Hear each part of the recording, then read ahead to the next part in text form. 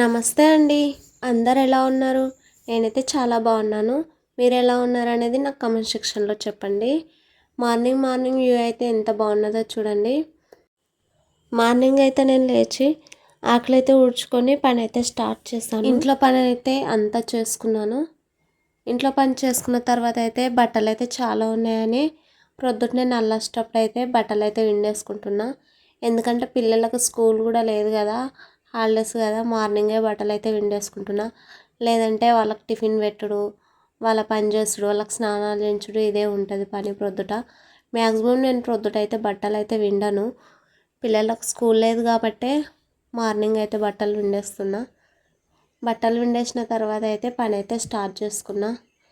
ఈరోజైతే మా అమ్మమ్మ బాగాలేదని ఫోన్ వచ్చింది, హాస్పిటల్ తీసుకొస్తున్నామని. హాస్పిటల్ అయితే వెళ్ళాలి.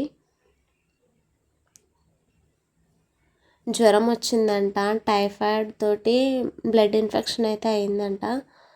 అందుకే మార్నింగే పని అయితే మొత్తం కంప్లీట్ అయితే చేసుకుంటున్నా. చాలా బట్టలు అయితే ఉన్నాయి. పిల్లలు ఇంటి దగ్గరనే ఉంటారు కదా, క్రికెట్ అటు ఇటు తిరగడానికి అయితే వెళ్తున్నారు. చాలా మాపుకొని అయితే తీసుకొని వస్తారు బట్టలు. మా ఆయన అయితే అక్కడ వాటర్ అయితే పడుతున్నాడు, నేను బట్టలు అయితే విండేస్తున్నా.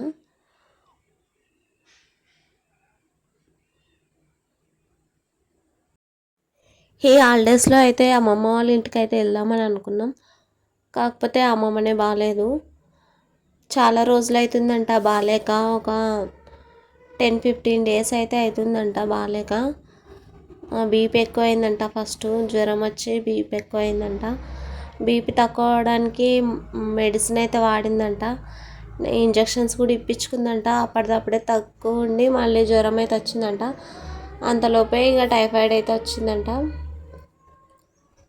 మా అమ్మ వాళ్ళు ఫోన్ చేసిర్రు ఇట్లా బాగాలేదని. ఈరోజు అయితే వెళ్ళాలని అనుకుంటున్నా. 2 డేస్ అయితే ఉంది హాస్పిటల్లో.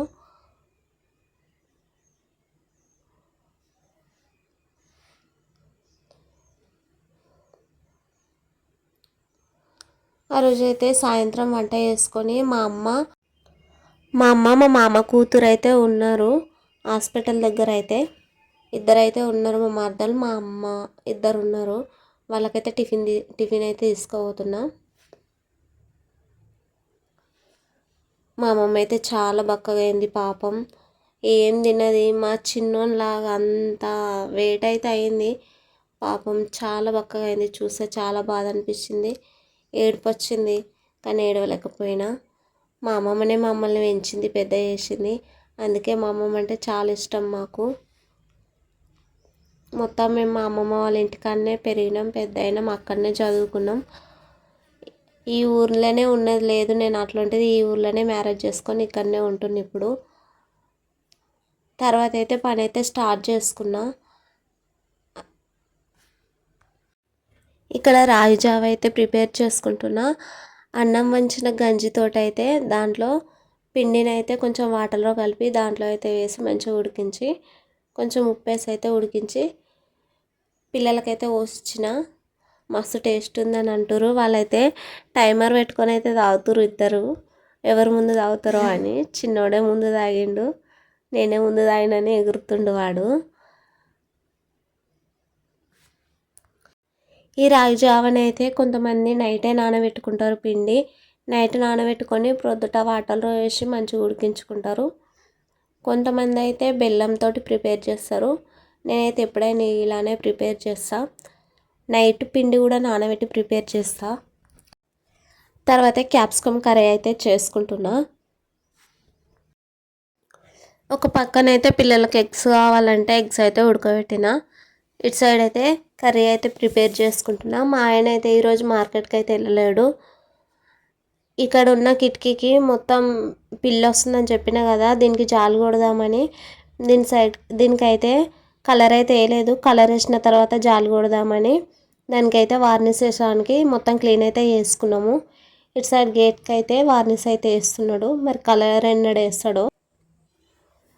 తర్వాత అయితే నేను హాస్పిటల్కి అయితే వెళ్ళాను. అలానే అవాక్ అయిపోయి మా అమ్మమ్మని అయితే కాసేపు అయితే చూశాను.